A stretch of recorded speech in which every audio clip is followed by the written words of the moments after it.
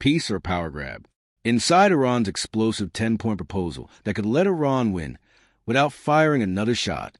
Tonight, a little-known proposal could reshape the Middle East, and most people haven't even heard of it. Iran's 10-point peace plan isn't just about ending conflict. It's a bold strategy that could shift power, money, and influence across the region. What if a ceasefire didn't just stop fighting, but strengthened one side dramatically?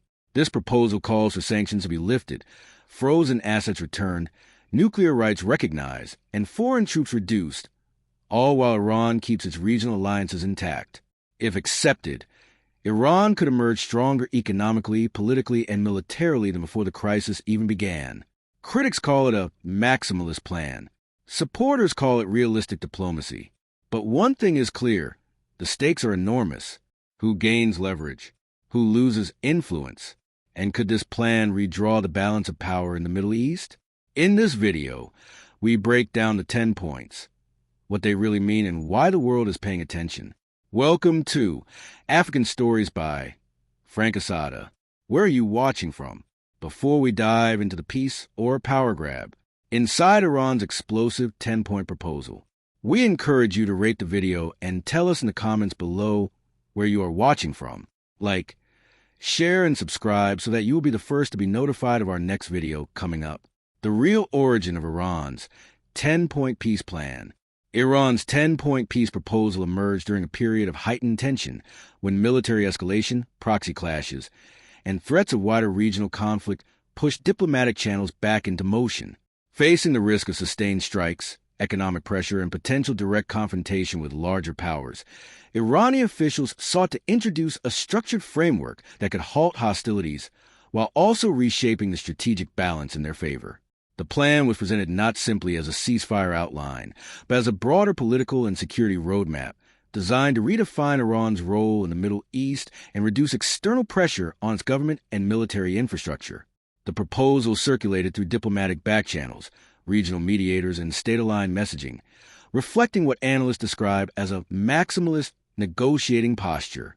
In diplomacy, this means opening negotiations with ambitious demands to create room for compromise while still securing core objectives. Iran's approach aimed to transform battlefield pressure into negotiating leverage, using the threat of continued instability as motivation for other parties to consider concessions. Key motivations behind the plan included stopping military strikes on Iranian territory, pushing for sanctions relief to stabilize the economy, securing recognition of nuclear rights, expanding regional influence, and locking in strategic advantages, particularly concerning security and leverage around the Strait of Hormuz. 2. Full sanctions removal. Explain why it matters. Iran's second major demand calls for complete removal of all economic sanctions, including restrictions on oil exports, international banking, shipping, and foreign investment.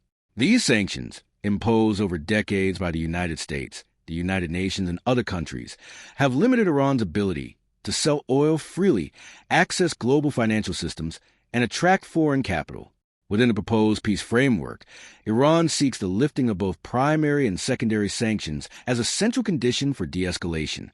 This would allow Tehran to resume full-scale oil exports, reconnect its banks to international payment systems, and regain access to frozen funds held abroad. The immediate result would likely be increased government revenue, currency stabilization, and broader economic recovery. This demand is strategically powerful because economic pressure has been one of the primary tools used against Iran. Removing sanctions would reduce inflation, strengthen domestic stability, and enable Iran to fund reconstruction and defense modernization. The overall strategic advantage is significant.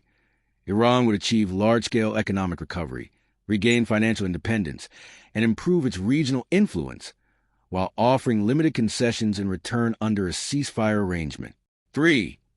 Recognition of Iran's nuclear enrichment. Why it matters.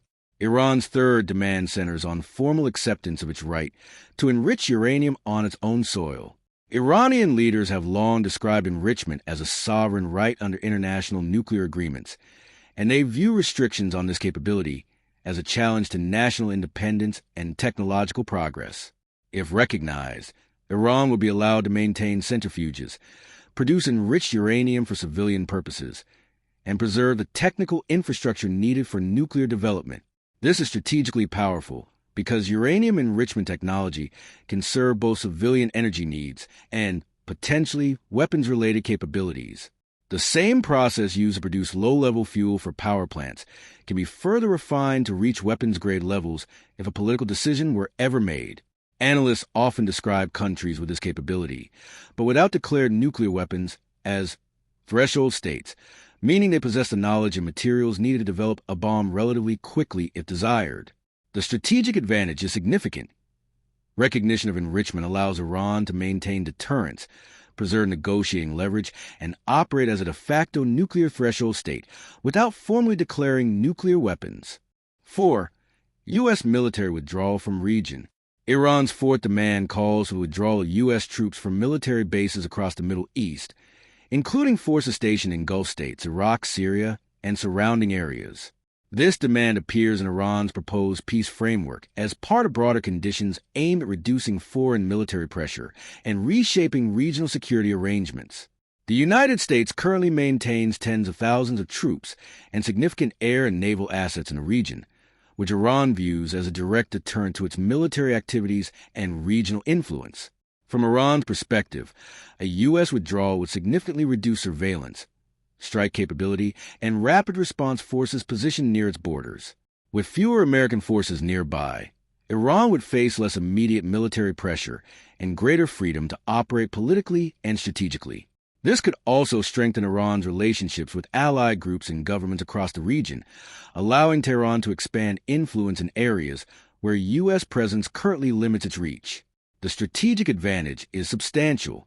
Removing U.S. forces would alter the regional balance of power, reduce deterrence against Iranian actions, and potentially elevate Iran's role as a leading regional power with increased freedom of maneuver. 5. Control and legal authority over Strait of Hormuz. Iran's fifth demand seeks recognition of greater legal authority or control over the Strait of Hormuz, one of the world's most strategically important waterways.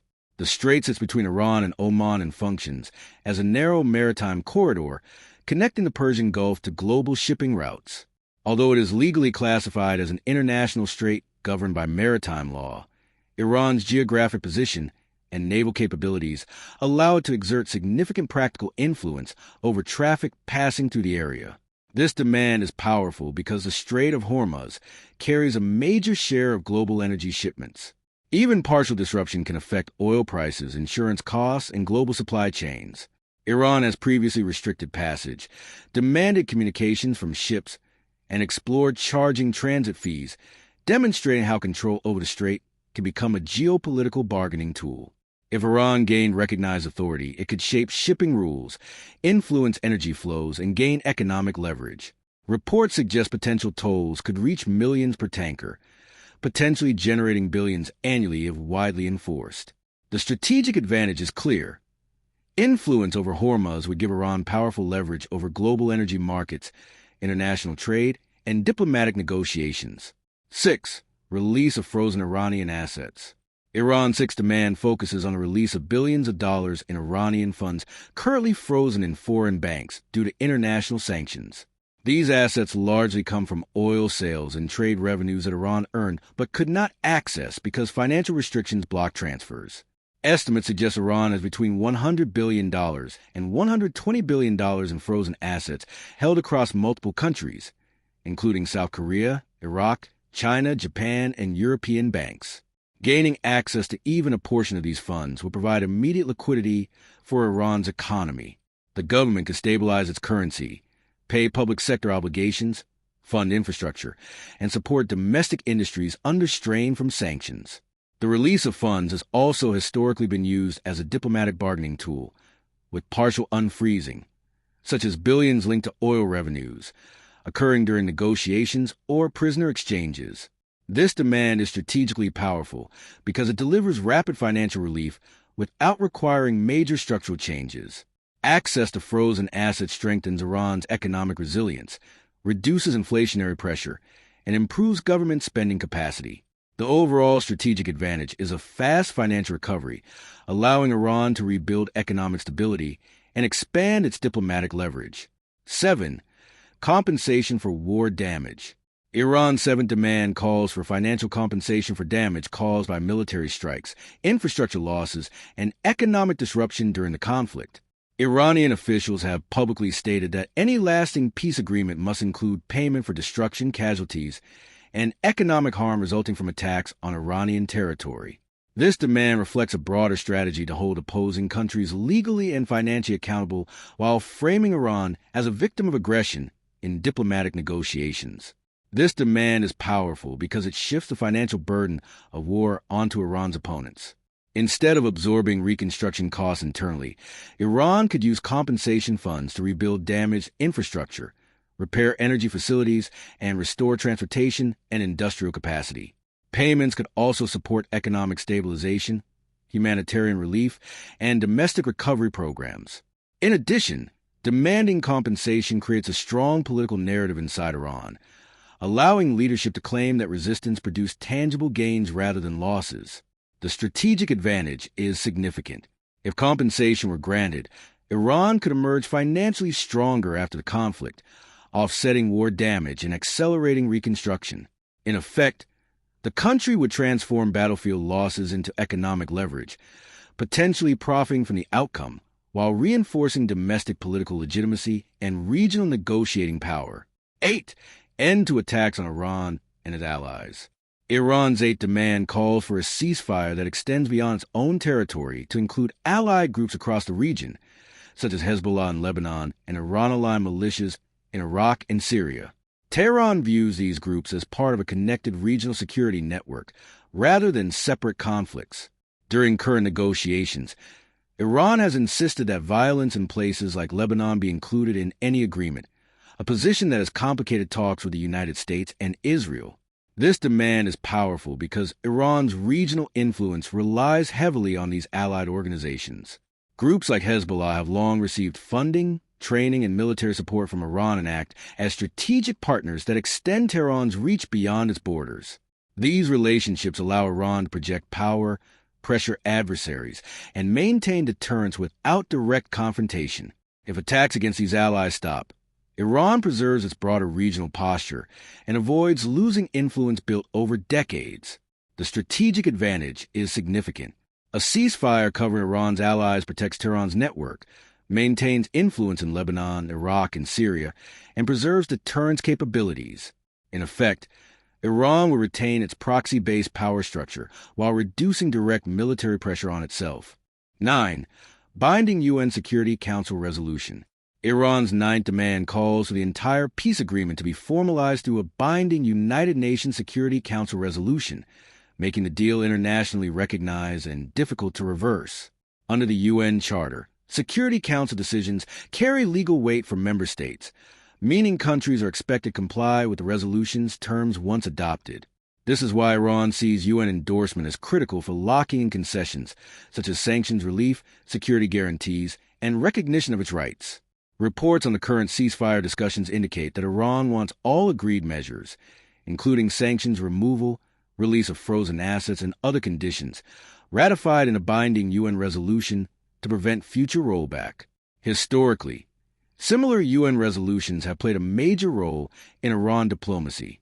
For example, the 2015 nuclear agreement was endorsed by the Security Council, which helped terminate earlier sanctions and required countries to follow the new framework. This demand is powerful because it converts political promises into international obligations. A binding resolution would make it harder for future governments to reimpose sanctions, withdraw commitments, or change terms unilaterally. The strategic advantage is clear.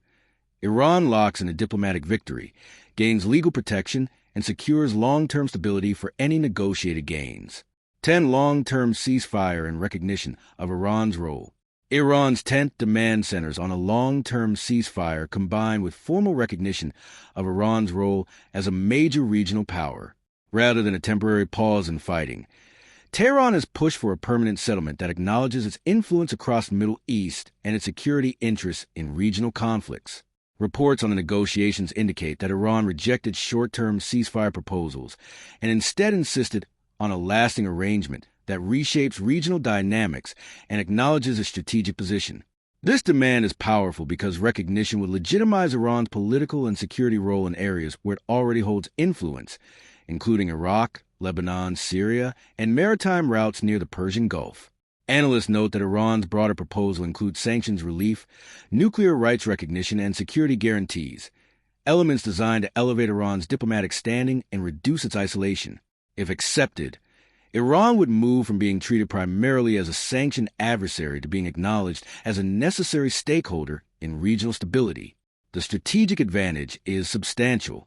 International recognition would strengthen Iran's negotiating power, normalize diplomatic engagement, and reduce efforts to isolate it politically. Over time, this would allow Iran to operate openly in regional diplomacy, transforming its status from a heavily sanctioned state into a recognized regional power with increased influence. The big picture, why this plan strongly favors Iran. Taken together, the 10 points form a comprehensive framework that would significantly improve Iran's strategic position if accepted. Economically, lifting sanctions, releasing frozen assets, and potential compensation payments would inject large amount of capital into Iran's economy. This could stabilize the currency, increase oil exports, and fund domestic development, allowing Iran to recover financially after years of pressure. At the same time, these gains would come without major reductions in Iran's core military or political capabilities. Militarily, security guarantees and reduced foreign troop presence would lower the threat of direct confrontation. This would give Iran greater freedom to maintain missile programs, defense infrastructure, and deterrence capabilities. Retaining uranium enrichment rights would also preserve Iran's nuclear leverage, ensuring it remains a significant strategic actor in future negotiations. Combined, these elements would strengthen Iran's defensive posture while limiting external pressure.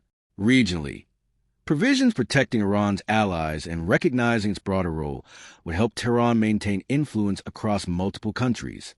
This would reinforce Iran's network of partnerships and increase its ability to shape regional outcomes.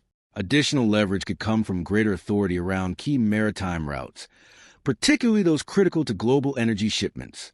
Depth of significance, why this matters globally. The broader significance of Iran's 10-point proposal extends well beyond Iran itself. If implemented, the plan could reshape military dynamics, global energy markets, diplomatic alignments, and long-term strategic balances across the Middle East and beyond. Military impact. A reduction in direct military pressure on Iran would alter the regional security environment. With fewer threats of strikes and potentially reduced foreign troop presence, Iran would gain more operational freedom. This could allow Tehran to expand influence through political partnerships, security cooperation, and allied groups across the Middle East. Limiting U.S. presence in key areas would also shift deterrence dynamics, potentially changing how regional countries calculate their own defense strategies and alliances. Economic impact. Sanctions relief and restored oil exports would bring significant volumes of Iranian crude back into global markets. This could affect supply levels, pricing, and competition among major energy producers. Increased Iranian leverage near critical shipping routes would also raise the geopolitical importance of maritime security. Even the perception of increased influence in key energy corridors could impact insurance costs, shipping patterns, and long-term investment decisions. Political impact. Formal recognition of Iran's role would strengthen its diplomatic standing and reduce isolation. Regional allies could become more confident in aligning with Tehran, while rival states might reconsider their strategies. This could gradually shift the political balance in the Middle East toward a more multipolar structure. Bottom line, Iran's 10-point peace plan is not simply a call for de-escalation. It functions as a strategic blueprint designed to convert military pressure into long-term political, economic, and regional advantage. By tying ceasefire conditions to sanctions relief, legal guarantees, and diplomatic recognition, the proposal attempts to reshape the environment in which Iran operates. Instead of agreeing to concessions first, the plan positions Iran to secure benefits that strengthen its economy, reduce security threats, and enhance its influence across the Middle East. At its core, the framework seeks to end attacks on Iranian territory and its allies, creating breathing room for stability and recovery. It also calls for removing sanctions, which would reopen oil exports, restore financial access, and revive domestic growth. Another key objective is preserving Iran's nuclear enrichment capability, maintaining strategic deterrence and bargaining power. Alongside these goals, the plan emphasizes expanding regional influence by protecting allied groups and reducing foreign military presence. Control or leverage over critical energy routes and the release of frozen assets would further enhance Iran's economic flexibility. Together, these elements form a cohesive strategy, reduce external pressure while maximizing internal strength. If accepted, Iran would move from a constrained, sanctioned position toward one with greater legitimacy, influence, and negotiating power. That is why the proposal carries significant geopolitical weight, as it aims not only to stop conflict, but to redefine Iran's standing in regional and global affairs. A lasting peace in the region will require restraint, patience, and a willingness from all sides to prioritize long-term stability over short-term advantage. Escalation, whether through direct strikes, proxy conflicts, or economic pressure, often creates cycles of retaliation that become harder to control with each step. History shows that even limited confrontations can quickly expand, drawing in neighboring countries, disrupting global energy markets, and increasing humanitarian risks. For this reason, leaders must weigh not only immediate tactical gains, but also the broader consequences for civilians, infrastructure, and regional security. Restraint also means keeping diplomatic channels open, even during periods of tension. Quiet negotiations, confidence-building measures, and incremental agreements, such as de-escalation zones, maritime safety arrangements, and humanitarian cooperation, can gradually rebuild trust. Regional actors benefit most when stability allows trade, investment, and development to flourish instead of conflict-dominating policy. Lasting peace would depend on mutual recognition of security concerns, respect for international norms, and balanced agreements that neither humiliate nor isolate any party. Sustainable stability comes when diplomacy replaces brinkmanship, when dialogue replaces threats, and when long-term cooperation is valued more than temporary strategic victories. Thank you for watching. Please leave comments. We will really love to hear from you. What is your takeaway? Let us know what you like or hate about the story. We take all comments very seriously. Like, share and subscribe so that you will be the first to be notified of our next video. Coming up,